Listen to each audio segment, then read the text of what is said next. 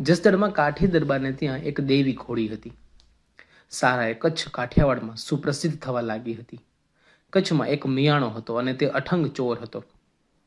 આ જાતવાન ઘોડી ચોરી લાવવાની તીવ્ર ઈચ્છા જાગી, પરંતુ કાઠીને ત્યાં કડક બંદોબસ્ત હોવાથી એ ઈચ્છા મનમાં જ રહી ગઈ. સમય જતાં તે મિયાણાનો અંતકાળ આવ્યો અને તેમનો જીવ કોઈ રીતે જતો ન હોવાથી તેમના દીકરાએ પૂછ્યું ત્યારે કહ્યું કે મારી એક ઈચ્છા અધૂરી છે. તે ઘોડી ચોરવાની વાત કરી અને તેના દીકરાએ પ્રતિજ્ઞા કરી કે આ કામ હું પૂર્ણ કરીશ. ત્યારે તેનો જીવ છૂટ્યો. બાદમાં તેનો પુત્ર જસદણ દરબારને ત્યાં નોકરી રહી ઘોડી સાચવતો અને વિશ્વાસ પ્રાપ્ત કરી મોકો મળીએ તે ઘોડી ચોરીને કચ્છ તરફ જતો રહ્યો. એક દિવસ ઘોડીને દરિયા કિનારે ઘાસ ચરવા મૂકી હતી ત્યારે દરિયામાંથી એક દેવતાએ જળ ઘોડો બહાર આવ્યો અને આ ઘોડી સાથે સંગ કર્યો અને એના સંગથી એ ઘોડીને 11 મહિને એક વછેરી જન્મી. એ જ આપણી માણકી. માણકી ઘોડી બહુ રૂપાળી અને સર્વગુણ સંપન્ન હતી. અશ્વવિદ્યાની ભાષામાં ઘોડીની 36 ખામીઓ બતાવવામાં આવી છે, પણ આ માણકીમાં એ એકેય ખામી ન હતી. ભુજના રાજાને આ માણકી ઘોડી વિશે ખબર પડતા તેને મિયાણા પાસેથી માણકી અને તેની માં બંનેને ખરીદી લીધા. કચ્છમાં રાજાના ફટાયા કુંવરની દીકરી મીણાપુરમાં આવ્યા ત્યારે તેમણે કુંવરીને પહેરામણીમાં માણકી ઘોડી આપી દીધી. આ માણકીના વખાણ મહારાજે સાંભળ્યા અને સુરા ખાચાર પાસે તપાસ કરાવી. ભેંસજાળના કાયાજી બાપુ સુરા ખાચરના મિત્ર કાયાજી મીણાપુરના મનુભાને ઓળખતા. તેથી અષાઢી સંવંત 1868 શ્રાવણ સુદ સાતમને દિવસે સુરા ખાચર અને કાયાજી મહારાજને લઈ મીણાપુર ગયા. મહારાજ મનુભાના ફળિયામાં પ્રવેશ્યા કે માણકીને જુગ જૂની ઓળખાણ હોય તેમ હણહણતી આવકાર દેવા લાગી. માણીગર અને માણકીની 4 આંખો એક થઈ અને એક અબોલ પ્રાણીની આંખમાંથી ટપ ટપ આંસુ ખર્યા. મહારાજે ઝટપટ માણકી પાસે જઈ માથે જમણો હાથ મૂક્યો. કેશવાળી સવારીને માણકીને અહીંયા શાતા વળી. મનુભા હાજર ન હતા, પણ તેમની 10 વર્ષની નાની દીકરીએ મહારાજને જોયા અને વંદન કરી કહ્યું, બાપુ ઘેર નથી, પણ શા માટે આવ્યા છો એ તો કહો. અમારે આ માણકી સ્વામિનારાયણ ભગવાનને અપાવી છે. ત્યારે મનુભાની નાની દીકરી મોંઘીબા કહે, એમાં શું, ભગવાનને જોઈતી હોય તો હું આપું.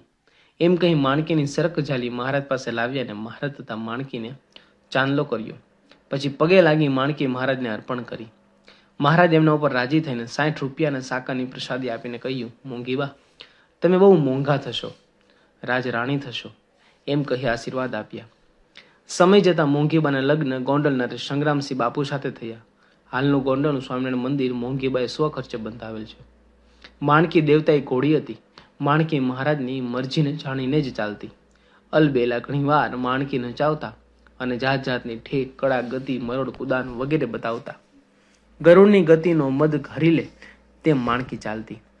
ગરદ લાજ લોપી માણકીએ સોઈ કહીને પ્રેમાનંદ સ્વામીએ તેમની ગતિની પ્રશંસા કરી છે.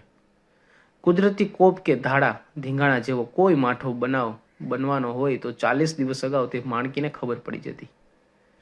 માણકીને કોઈ શેતાન સ્પર્શ કરે તો તેની શેતાનિયત દૂર થઈ જતી અને તેના હૃદયમાં ભક્તિના અંકુર ફૂટી જતા. શ્રીજી મહારાજ અંતર્ધ્યાન થયા પછી માણકીએ અંજળ છોડી દીધા. વહાલાના વિરહમાં ઝૂરતી આ અશ્વિનીએ મહારાજના 13મા દિવસે દેહ છોડી દીધો. માણકીની દફનવિધિ લક્ષ્મીવાડીમાં જ્યાં કરેલી તે સ્થળે સ્મૃતિ ઓટો હાલ મોજૂદ છે.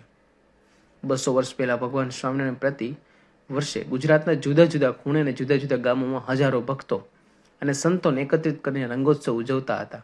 ત્યારે કેવો માહોલ રચાતો હશે.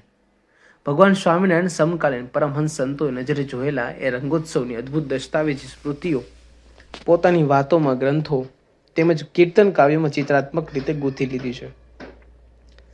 નિષ્ણાકુળાનંદ સ્વામી, સંતાનંદ સ્વામી, નિત્યાનંદ સ્વામી, અધારાનંદ સ્વામી, માધવદાસ સ્વામી, અદ્ભુતાનંદ સ્વામી, ભાયાત્માનંદ સ્વામી, પ્રાશાનંદ સ્વામી વગેરે સંતોના ગદ્ય પદ્ય તેમજ તેમની વાતોના ગ્રંથોમાં ઠેર ઠેર ભગવાન સ્વામિનારાયણના રંગોત્સવનું અદ્ભુત દર્શન માણવા મળે છે. આ બધામાં અધારાનંદ સ્વામીની નોંધ અનન્ય છે.